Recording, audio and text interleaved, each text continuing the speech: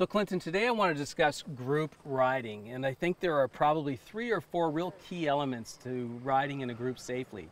Let's assume we're all in a group, we're riding down the road, and we're in our staggered riding position. Let's break it down. Cornering, what should we do when we're approaching a corner as a group? Well, the staggered you're talking about is the guy in front of me is on my left. I'm 1 second behind him, Dave, on the right. Going into a curvy road, I recommend you get out of the stagger. Stretch out the following distance to 2 seconds. So it elongates the whole train. Right. But I don't want to be stuck on the right tire track going through a curve. I want to be able to pick my line. If I'm apexing, I might go to the outside of the curve, then inside, then outside. Right. Then scrunch it up again by going back to the stagger. So remaining in stagger in the curves is more dangerous. Okay, so that's great advice. What about when the group starts to approach a stop sign or a red light? What do we do there?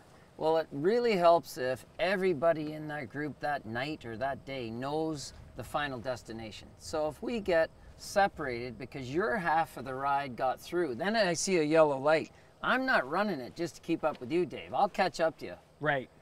And so half the group now is at the back.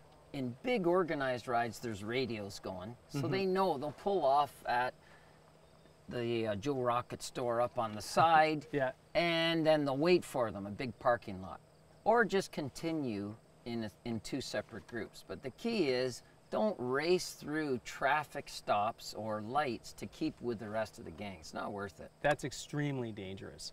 And the third item that I think that groups have difficulty handling and tackling is what happens when half the group pulls out to pass the transport truck and now the rest of the group can't make it. So let's talk about passing. What do we do there? Well, that lead rider is going to kind of stick their head out and say, can I get the whole group by the slow farm wagon in front of me, or should I hang back?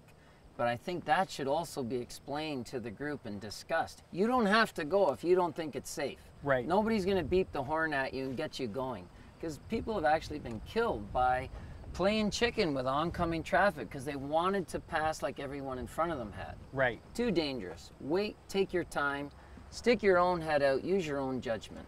What I'm hearing here ultimately is that a group ride requires a really good, responsible group ride leader, and the rules of the road have to be explained to the entire group before you start. The second thing I think is key, ride at your own pace, right? Key important. Fantastic way to go out and enjoy your motorcycle. It's very social, but it's got to be done safely. Great advice.